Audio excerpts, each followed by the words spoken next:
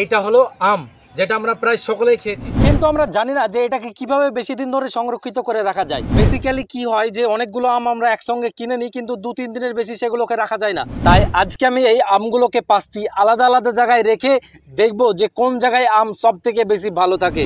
তো চলুন শুরু করা যাক। তো প্রথমেই আমি একটি আমকে শুধু এমনি রেখে দেবো, যেভাবে নর্মালি থাকে সেইভাবেই রেখে দেবো। আরেকটি আমকে আমি ফয়েল পেপারের সঙ্গে জড়িয়ে রেখে দেবো।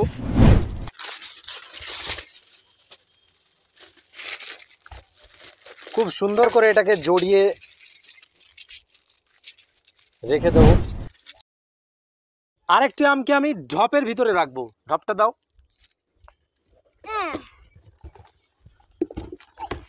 আরেকটি আমকে আমরা এই ঢপের ভিতরে রেখে দিলাম। আরেকটি আমকে আমরা নর্মালি ফ্রিজের ভিতরে রেখে দেব। আরেকটি আমকে আমরা আবার ফয়েল পেপারে জড়িয়ে ফ্রিজের ভিতরে রাখবো। রোমান জড়াও এটাকে।